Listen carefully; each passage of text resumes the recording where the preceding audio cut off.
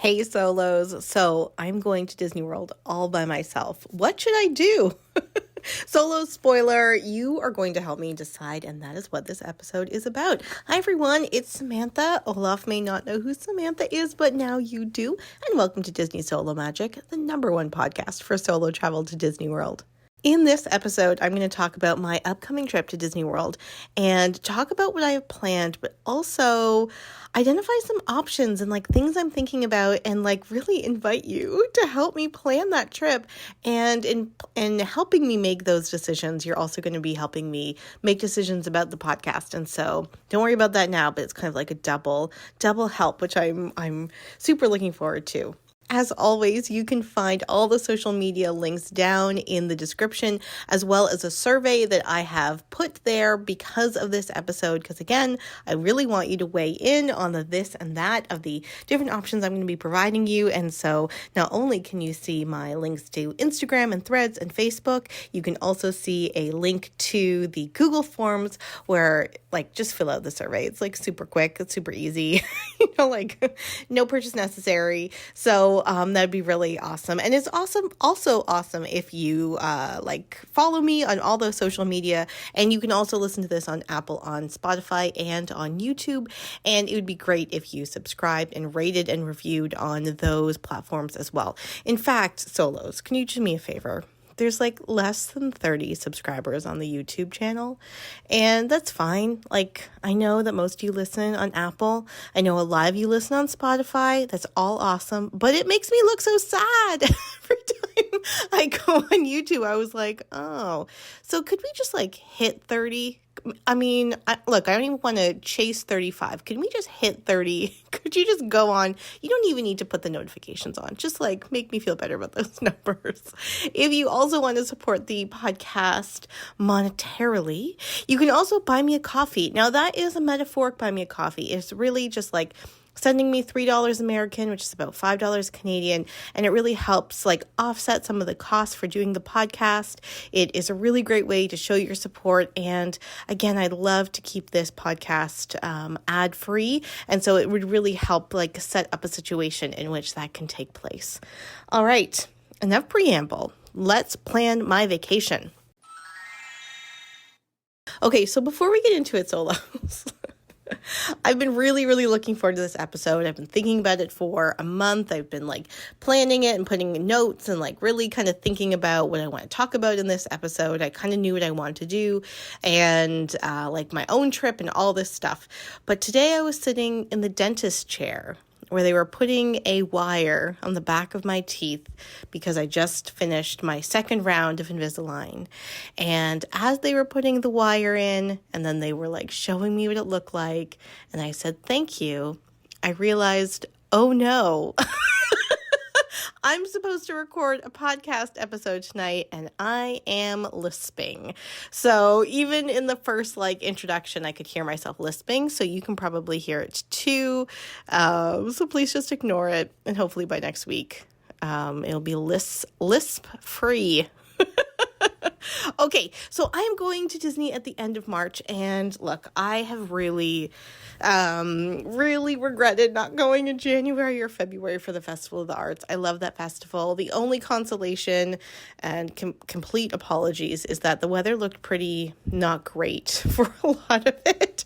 So I was like, okay, well, it's cold there at least. So anyway, I'm going at the end of March. With everyone, there's stuff going on in my life, blah, blah, blah. And so every once in a while, I'm like, should I really go? And then when I was looking at my schedule, every time I click that week on my Google calendars and I see Disney flight, I'm just yes, I cannot wait to go. But the difference between this trip and the last quite a few trips that I have done is that this is going to be the last trip on my annual pass. So I decided not to renew my annual pass this year for a couple reasons.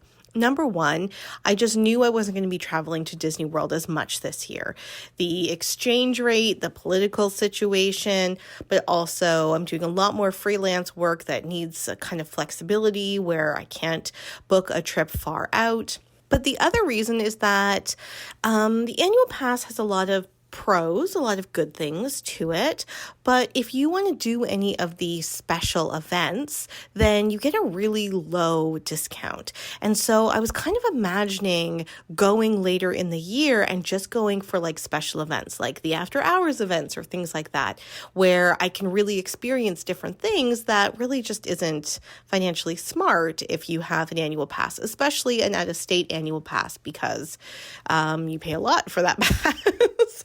And then to basically pay full price for a like Halloween party ticket or a Christmas party ticket or an after hours event. I don't know.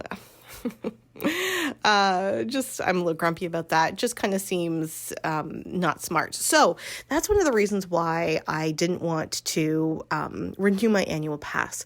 So this is the last trip on my annual pass. I've had one for 2 years, and I don't know when I'm going to go next. Now, I'm thinking of going in the summer to be able to do all those after hours events. And I also really love going in the winter. I also really love going. See, I'm already like thinking of the third trip. I always really love to go in the fall to see the Halloween decorations and then Christmas in the winter. So I know I'll be going again at least once, maybe twice this year, but I don't know when that's going to be. So I have a little bit of anxiety about this trip, about like squeezing in as much as possible. And also I want to create content for you. Also, look, I don't know if you can hear the lisp, but I can, and I'm really like self-conscious about it. So again, thank you for listening to this despite the lisp. So I'm kind of like anxious about going because I want to like squeeze so much as I can out of it. And I also want to create content for the podcast. And as I mentioned, in past episodes, April 1st marks the second annual, April the 1st marks the 1-year anniversary of the podcast, and it would mark the second year of the podcast. And I think I have decided to do a second year, but I also am kind of interested in things that you like and things that you want in the podcast. And so this episode has kind of two functions. One, I really want you to help me book my trip, but I'm also going to use that as an opportunity to ask you some questions about the podcast as well, but we will separate that into two separate conversations. So let's get right into it. So I am going for 4 days, but 2 of those are travel days. It's usually my flight is very first thing in the morning on a Monday, and then it is the very last flight out of MCO on the Thursday. So in my brain, I basically have the Monday afternoon, and I have all day Thursday, because I'm a night owl. Like I will go to the very last moment I can, and then like a 9 p.m. flight, I kind of wake up at 10 p.m. I started recording this after 10 p.m. today because that's just how my body works. So I have 2 full days, and then I have a half day on Monday when I arrive, although I will need to take a nap. So I'm keeping that in mind. And then I have basically the whole day on the Thursday. I'm staying on property, #of course, and I'm staying at Pop Century because I really wanted to have access to the Skyliner, because one of the main things that I want to do is the Flower and Garden Festival. It is one of my favorite festivals. It is, I think, the favorite festival. Like I really love Festival of the Arts as well, but there is just something about the flowers and the gardens and the food and the brightness of the Flower and Garden Festival that's just such a wonderful foray into spring, especially after the gray of winter that we get here in Canada and that many of you get where you are as well. So these are the things that I know I want to do. I definitely know I want to embrace all that the Flower and Garden Festival has to offer. That's the main goal. I also know that I want to do Muppet Vision 3D for the last time, RIP, and I have a very special outfit, which I'm really excited about. I'm also excited because staying at Pop Century means I can go to Hollywood Studios really quickly on the Skyliner with my little outfit, and then kind of come back and change and then do other things that day. So, I know, #convenient. I don't know why I'm going to do so many hashtags today. #convenience. That's a boring hashtag. Apologies for that. So Flower and Garden, Muppet Vision 3D, and I definitely want to try the new lounge at the Polynesian. So those are the things that I want to do. I want to ride some rides because like Tiana is my favorite ride. In fact, when I was in the dentist chair today, I was like, just like thinking of Tiana. I just find it a really spiritual ride. Does anyone else get that vibe? Like, I don't know, there's just something about it that's like extra magic. It's very thoughtfully done. And if you listen to my episode on Black History Month, you'll know that there is so much Black history and women's history kind of baked into the queue and some of the other like touches that they did. So maybe it is an actual spiritual ride, which anyway, I just love that ride so much. And I know I want to ride Guardians because I haven't ridden that in a while, but I'll just do the Lightning Lane. I'm not going to wait in line. Is there anything else that I really want to do? No, those were like the main things. Flower and Garden, Muppet Vision 3D, ride a couple rides that I love. And then the rest, I have like top lists, but again, I have some kind of questions about things that I should do. So this is where you come in. I have a few this or that things that I would like you to help me figure out. And so again, there's going to be a link in the description of this podcast. And if you go, you will see a Google form and then you can vote on which of the things that I should do. All right, let's get into it. All right, so the first day that I arrived there, I should be at my hotel by like 1 o'clock. And so there are two different things that I was imagining I could do. Actually, there were three, but we're just going to focus on the first two right now. There were two things that I was imagining that I could do. The first one is to go to the water parks because everyone that checks in to a Walt Disney World hotel in 2025, that first day that they check in, they get into whatever water park is open for free. Now, Disney has two water parks, Typhoon Lagoon and Blizzard Beach, but since COVID, they are both not open at the same time. They alternate. So if Typhoon Lagoon is open, then Blizzard Beach won't be open. If Blizzard Beach is open, then Typhoon Lagoon won't be open, and vice versa. And sometimes they'll say it's because of maintenance, but really it's just because of capacity. Like they just don't, it's not financially feasible for them to keep both open. People aren't using the water parks that much.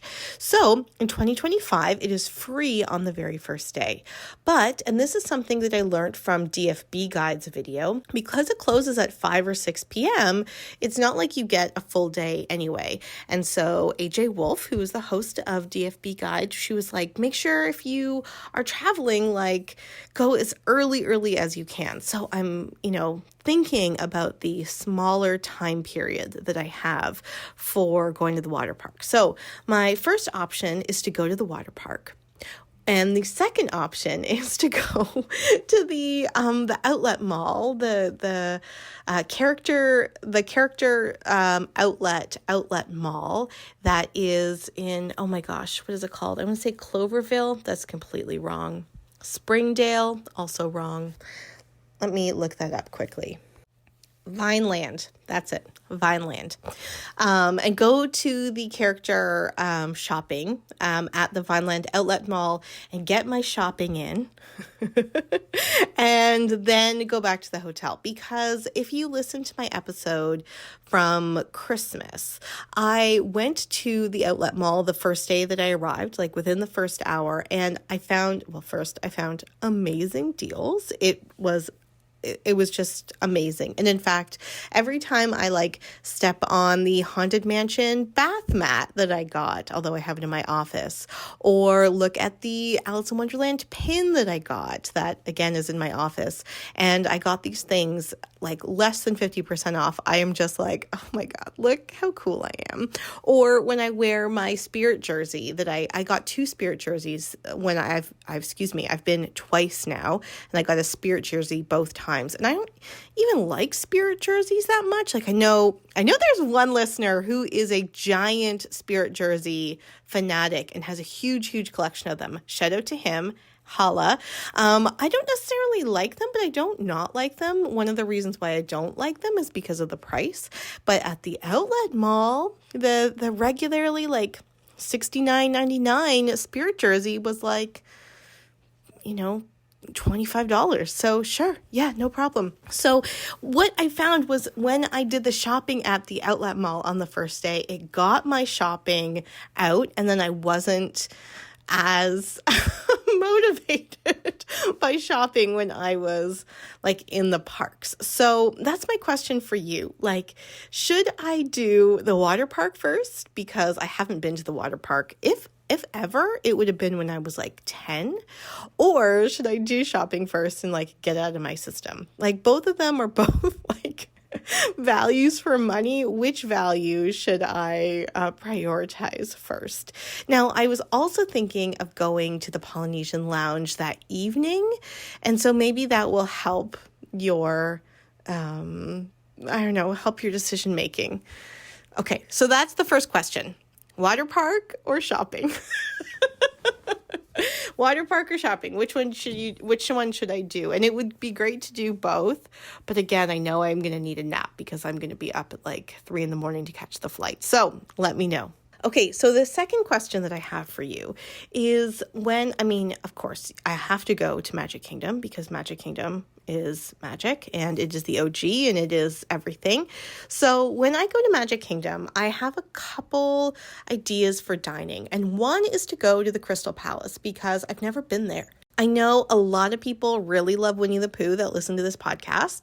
Winnie the Pooh was like not my like top character. I don't have any issue with Winnie the Pooh, but I often gravitate towards feminine characters. And I think I just find the Winnie the Pooh universe very masculine as I'm like thinking about it. I'm like, yeah, no, that's it. There's not enough girls. So I've never really gravitated towards Winnie the Pooh, but I'm not anti Winnie the Pooh. So should I go to Crystal Palace or should I try something new and go to Crystal Palace, or should I go to like my tried and true favorite quick service, which is Columbia Harbor House, which has never let me down. And I love it so much. And I think about it when I am looking for like lunch options here in Toronto. And I'm like, oh, that lobster roll. And I had a vegetarian sandwich there. It changed after COVID, but it was a hummus sandwich with not a coleslaw. It was like a broccoli slaw, but it was like a oil base and lettuce and tomato. To this day, my favorite vegetarian sandwich I've ever had. They don't have it anymore. But anyway, I love Columbia Harbor House, like sitting up at the top. It's always so quiet. But Crystal Palace, again, I've never been there. Now, Crystal Palace is a really interesting building to me. Now, from the outside, if you were looking at it straight on, especially if you were looking at it straight on, but you're a little bit closer to the castle, so you can see kind of the bigger picture of the building. If you look to the left of the building, you'll see that it is very Victorian. The Crystal Palace restaurant was based off the Crystal Palace conservatory that is in England. It's a real building that was built in the mid-19th century. And so if you are looking at the building, you will see that it's very much a Victorian type building.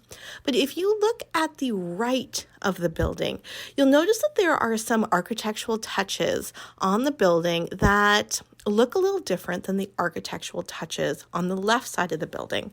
Nothing that your mind will immediately notice and think, oh, that's wrong. But it is something that actually will help your brain think of the jungly area of Adventureland and that building, the Crystal Palace building, fitting in there, but also the, 19th century Main Street USA Emporium type feel on the left side, and it blend in there. So there are definitely touches on the right side of the building that are supposed to reference a more adventurous kind of jungle type building, still built by the colonists, still built by British, but on the left side that it is a lot more traditional. And that is so when you are looking at the building from Adventureland, it makes sense, and it makes sense in that story. But if you were looking at the building from Main Street, it makes sense in that story as well. So it's really interesting when you look at it full on and you see what the Imagineers did, because of the fact that your brain would not reference it as being a problem because you're like literally thinking of the two separate worlds. And that's why Disney is so interesting and so thoughtful about a lot of their early Imagineering stuff, and maybe not so much contemporary, but that's still like a huge value to make sure that the sight lines don't really interrupt the story. Also, kind of separate from that, I do have some more fun facts about the Crystal Palace though. But Joe Rohde, who was the main Imagineer for Animal Kingdom, he posted on Instagram this weekend that he was at Disney at a conference that they were doing about basically like Mexico and the Mayan culture, which he didn't say this, but to me it really made sense about how because they're building the like tropical America's land at Animal Kingdom. So he was brought in as a keynote speaker for that conference, as well as some like archaeologists and anthropologists and things like that, which was really cool. And he shared on Instagram how his keynote talked about the importance of visual storytelling and the importance, too, of integrity in visual, architectural, Imagineering type storytelling, because for a lot of people, this is going to be the first time that they are encountering some of these ideas or some of these places, and that there should be integrity to how that is presented, which makes me so excited for the new, like, Tropical America's land that's coming to Animal Kingdom. But it also makes me think of the decisions that they had with something like the Crystal Palace to really have integrity to the story of Main Street USA, but also integrity to the story of Adventureland and how Crystal Palace kind of sits in the middle there to tell both of those stories. So that's really cool. Going back to Crystal Palace actually was an opening day restaurant, and it started as a quick service restaurant, and it moved to like a cafeteria style restaurant a little bit after that. And there was a big fountain right in the middle that I think right now is like a garden. See, that's why it'd be kind of cool to go there, because I could see these details. But all of that was modeled after these original Crystal Palace buildings in England. Crystal Palace was the very first restaurant on the Disney properties to really become a buffet, and that was only like in 1991, which which to me doesn't seem like that far away. But I did just do some work with the elections that we had here in Ontario. So I was looking at people's birth dates, and I was like, oh yeah, fully formed humans could have been fully formed humans could have been born after the year 2000, which is just like so weird to me. But anyway, 1991, it became a buffet restaurant, and it didn't start with Winnie the Pooh and Friends. That wasn't until 1996. So yeah, it's funny that it's very much like an institution, and so many people's experiences at Disney, but that Winnie the Pooh character dining was not part of the original conception of it. So that's kind of cool. So with all that being said, should I go there this time? Like, should I go and try a restaurant that I've never been to before and like take a chance? I mean, I'm sure it'll be delicious, but take a chance on doing a restaurant that I might not usually go to? Or should I do my tried and true Columbia Harbor House? I mean, of course I'm going to be eating a lot of other things during my trip, but should I do my tried and true since I think about it? Not on the daily, but on the weekly here in Toronto. What do you think? Again, there'll be a survey in the link below, and you can vote on that. See, that's the one of the drawbacks about going solo, is that there's no reason to go out of your comfort zone unless you're already comfortable going out of your comfort zone, right? So it's like, well, why should I try someplace new if I really like the things that I already like? Unless I'm just like, okay, I'm really going to try new things. So that's why I thought it'd be really cool to include you in my decision making. All right, so the other thing, like I said, the other two things I'm really, really excited to do are to go to the Flower and Garden Festival and to see Muppet Vision 3D before it dies. R.I.P. But there's also a lot of other things happening at Disney that are kind of like time contingent. So, for example, the Dino Land at Animal Kingdom will be no longer very soon. I've never ridden Dinosaur. It hasn't really, like, I actually love Jurassic Park. I just watched Jurassic Park the other day, but there's nothing about Dino Land that ever really drew me in. Tom Sawyer's Island, I've been a couple times since I've gone solo, but I don't know. I just feel like there's other things to do with my time than like walk around the park, and because it feels so separate. So I wonder, yes, I'm going to do Flower and Garden, and yes, I'm going to do Muppet Vision 3D, but should I also do things that that there might be a time limit on doing, like seeing Dino Land, like going to Tom Sawyer's Island? What do you think? Should I make time to do those other things as well, or should I just like focus on the things that I want to do? Again, there is a link to vote. All right, the other thing I am really excited to do is to go to the new Polynesian Tower and to eat at that lounge. I also really love outdoor dining that's also breezy and cool. And so I am really happy that they have an indoor-outdoor dining space at the new Polynesian Lounge, like they do at Wilderness Lodge and at Coronado, actually. And so I wonder, though, solos, should I go and just like get a drink, just get like one little bite, just to kind of feel it out? Or should I go and get a full meal? Because here are the things that I'm thinking of, like would be useful to spend my time kind of exploring the different areas, like all the different public areas at this resort, and like not really think about the food too much, or like, is it important to go and like eat all the food and really, really enjoy it? So I just wonder, like, what do you think I should do? Do you think I should just go for some bites and a drink, non-alcoholic, of course, non-pineapple, of course, because I have an allergy? Or should I go for a full meal and just like really appreciate all it has to offer? What do you think? That's also something I'd love you to vote on. All right, so this is the last question I have for you related to my trip. And this is something that I have gone back and forth on so much. And this question is one of the reasons why I wanted to do this episode, where I'm going to encourage you to vote.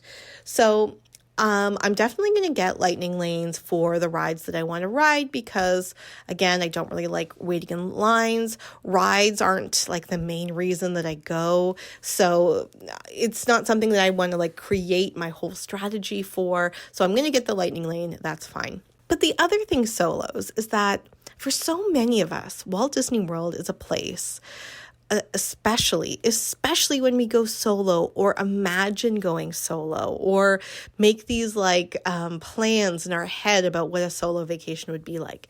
So many of us touch a part of our healing journeys in connecting with that Walt Disney World trip. And from the time that I conceptualized the podcast to now, like this last year has been really crazy for me. Like there's been a huge seismic shifts of my life have happened in the last year since starting this podcast. Not related to the podcast, obviously, but it's been really, really great to have the podcast, to be able to talk about all these like things. It's been just really wonderful to like ground my experience at Disney in this podcast. So like I said, it's been a year. And like I've also said, I don't actually have a date of when I'm going back, because, I mean, also with the political situation in the US, as well as the exchange rate and blah, blah, blah, blah, blah, blah, blah, blah, blah, I know I'll be back this year, probably twice, but I don't know when. So there's that kind of anxiety of like, when am I going to be back? And so much has happened. So much has happened in the last year. So I wonder too, though, solos, if I should take the opportunity on this trip to really like think about my own solo magic, like think about and really reflect on my life and the different attributes of Disney characters, or just like the things that I am like wishing and dreaming and hoping for the future. Should I really just have like, I talk about in this podcast so much, like how much I love the quiet pools and how much I love the Disney boats and walking around different resorts. So yeah, I'll be going to the parks and riding rides, but should I really prioritize something like swimming in a quiet pool and really just thinking about my life and thinking about, again, attributes of solo magic and do some 5-year visioning. And, Gloria Steinem, a famous feminist, said that dreaming is a form of planning.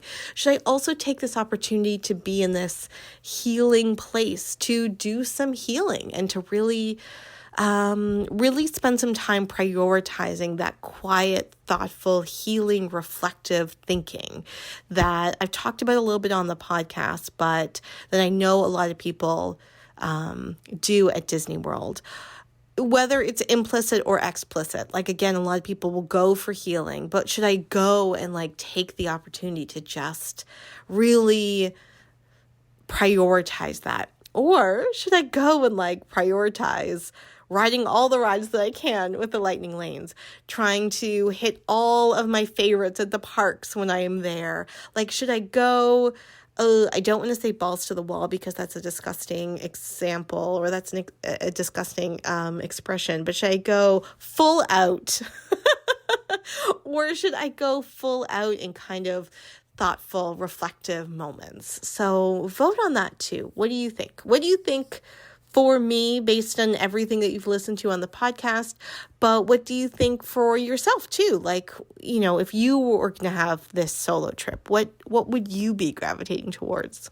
So there you go. Those are 5 questions that will help me really focus my trip planning in particular directions. And on the form, it is a simple one or the other. And then I'll also have a little spot if you wanted to add a comment. So question 1, water park or shopping? Question 2, a new restaurant like Crystal Palace or a tried and true quick service that I love? 3, should I do all of the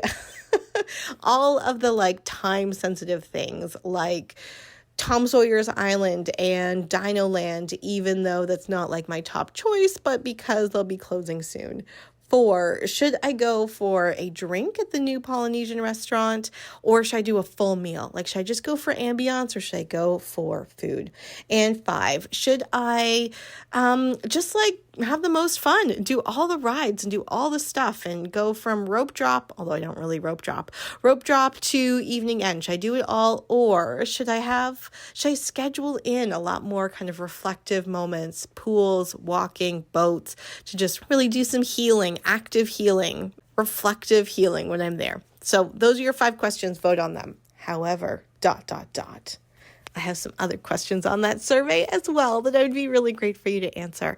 So again, April 1st will be the little birthday for this podcast. And thank you so much for listening. It has been, I was having some podcast hosting issues. I've changed podcast host a few times. And so that means that the stats for listenership and things like that haven't always been as consistent. So now that I'm on the Spotify platform, it's a lot easier for me to see consistent numbers, even though they did reset.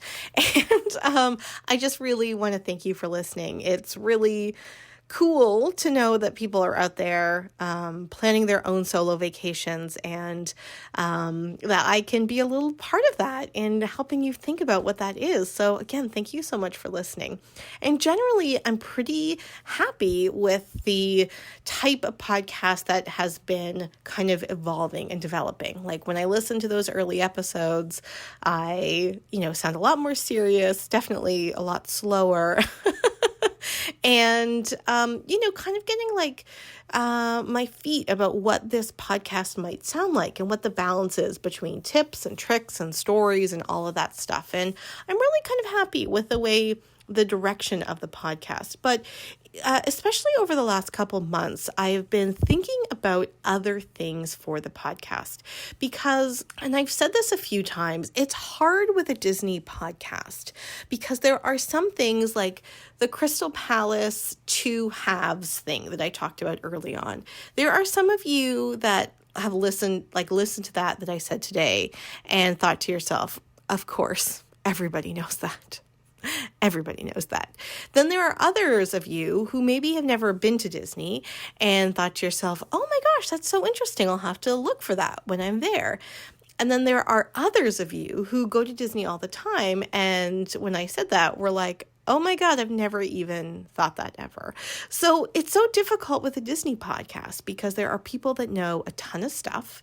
There are people that really like don't know anything because you've never really been before, which is kind of cool. And then there are others of you who go all the time, but are always like picking up some new things. So it's hard when you are providing an informational podcast because you don't want to provide things that are redundant for the majority of listeners, but you also want to provide information that will be relevant to novice Disney goers. And so there is that kind of balance. And I've been thinking a lot about that. Plus, I mean, not everyone gets to go to Disney multiple times a year. And there are a lot of things about our regular life that we can kind of think about as related to Disney. So I've been really thinking about other elements, or not other elements to the podcast, but like things that could be enhanced. And so I'm interested in what your thoughts are about that. And I kind of have baked in some options when I was talking about my Disney trip, my upcoming Disney trip. And so on that survey as well, I have another 5 questions that I would love for you to answer that will really help me tailor the upcoming content for the podcast. So when I talked about, for example, should I do the water park or should I go shopping? I also wonder if you are interested in hearing stories about my life, like those type of personality stories about how excited I was to go shopping at the outlet and what amazing deals that I got.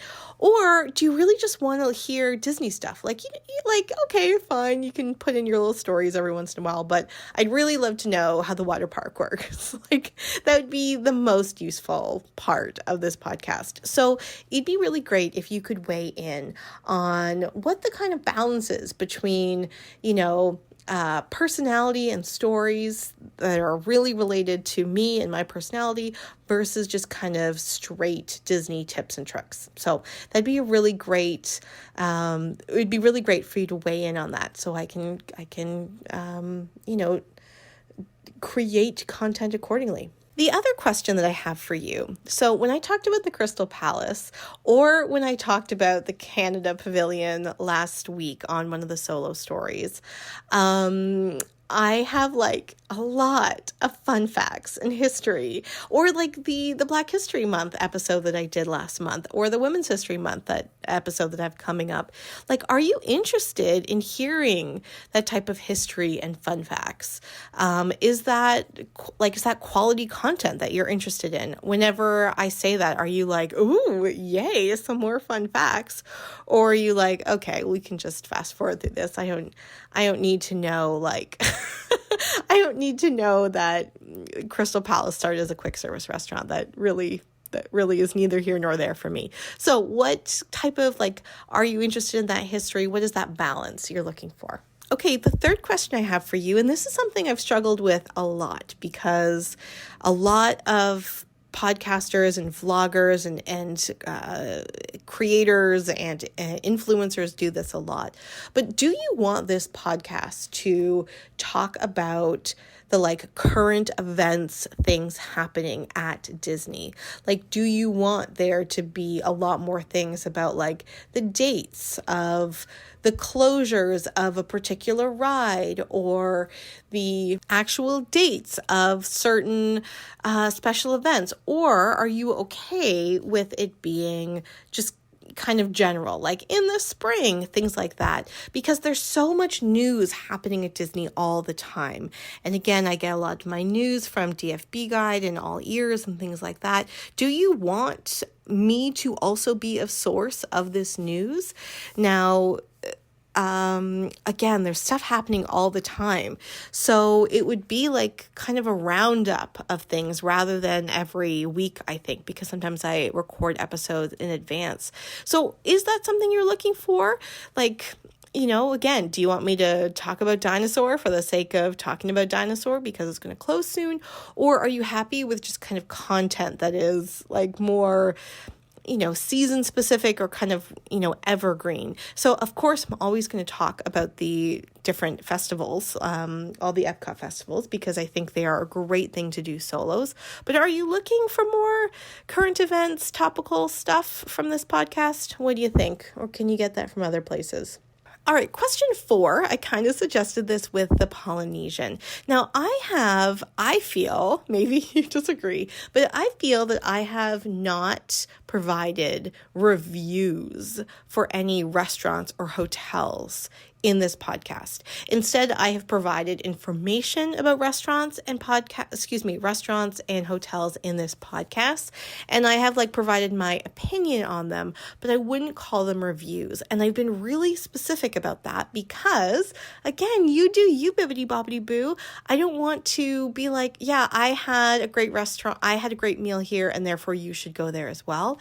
I want to be like, oh, so I went to these restaurants. They were great for solos. I did enjoy this, and go if you want to. So do you want more information from this podcast, or do you want more reviews? Do you want me to be like, all right, I ordered this, the portion size was this big, 7 out of 10 or whatever. So when I'm thinking about the Polynesian resort, it's like I could probably do a whole episode or maybe a half episode about the grounds and the experience and things like that. Or I could also just provide a review of all the food that I'm eating. What do you think? What would be more useful to you? Now, of course, these are not necessarily either ors, but I'm really interested in knowing if you want more reviews. And finally, the other question that I have for you is that in the last few months, I've really played around with episodes that focus more on your solo magic at home as well as in the parks, and ways to really think about your own solo magic. And, it's a little bit kind of self-help, a little bit, personal motivation, things like that. And that's not what the whole podcast is going to be. But do you like that type of solo magic at home, bringing the solo magic at home type of angle with some of these episodes? Or are you like, no, it's okay, I don't need to celebrate anything at home. I don't need to think about which Disney princess I'm at home or whatever. I just want to know what's the best hotel to go to. So I'm just kind of interested if you do like that type of content and how I could maybe bring a little bit more of that. I think it would be cool personally because, again, that's going to be my own type of journey this spring and summer, since I don't have an immediate trip planned. And I know I really want to do a Celebrate Flower and Garden Festival episode at home, like that I did with the Festival of the Arts. I'm definitely going to do that in April. But do you want some more of that? Because I do have a lot of other ideas about that, but I'm just kind of interested if you're into that as well. So those are the main 10 questions, 5 questions about my trip. Please weigh in. I'm so interested. And then 5 questions about the direction of the podcast that are kind of inspired by the questions that I have related to my trip. So if you could vote on those, it'll take you 10 seconds. That'd be really great. There's also a couple other questions there about your preferred length of particular episodes, whether it would be useful to do an outline of all the different deluxe resorts and the things that you can do even if you're not staying there. So kind of like the value and moderate resorts that I did in the summer, but not any of the room stuff since I haven't stayed at the deluxe resorts and probably won't anytime soon because that exchange rate is no bueno right now.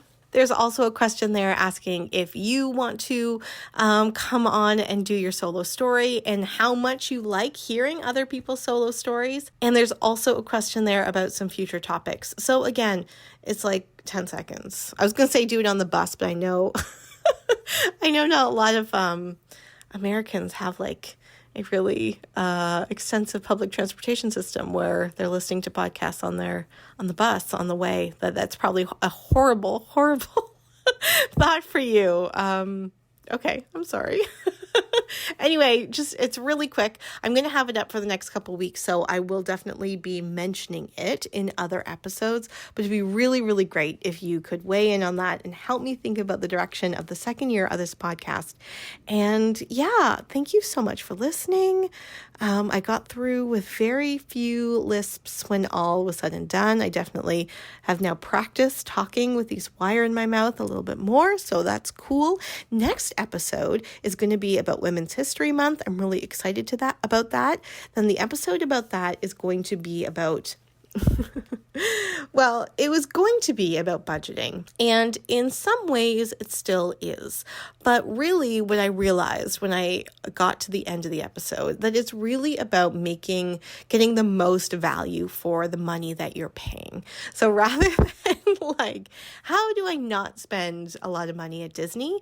Because I don't think that is a good question to go in with. You're going to spend money. It's going to be expensive. So instead, really what the episode is about is like, how do you get the most like bang for your buck, really? So I'm excited about that one for you. And then hopefully we'll end the month with a solo story. And then we'll go into April. And it's actually a really fun coincidence, and it is a coincidence, that I launched this podcast when I was in Walt Disney World last year on April the 1st. And this year I will be celebrating the first full year and going into the second year of the podcast, also April 1st at Walt Disney World. And that feels like a really nice full circle. So I can't wait for that. All right, solos, make sure you follow on all the social medias. Please buy me a coffee. Help support the podcast, especially with this exchange rate. We need to get some extra Joffrey's money for the upcoming trip. And I will talk to you next week. Bye. Hey solos, it's Samantha. I hope you enjoyed this episode and all the episodes of Disney Solo Magic, the #1 podcast for solo travel to Disney World. Let's keep this podcast as the #1 podcast for solo travel to Disney World. And please make sure you rate, review, and subscribe on any and all platforms that you listen. It'd be also really great if you supported the podcast by buying me a coffee. There is a link in the description below where you can go and pay with your Apple Pay for $3 American, which is about $5 Canadian, to help support the podcast. Also remember, for the month of March, there is a survey that you can also get in the link to the description below, where you can vote not only on my upcoming trip, but also about the direction of the podcast. Thank you so much for listening, and I can't wait to read your feedback. Bye.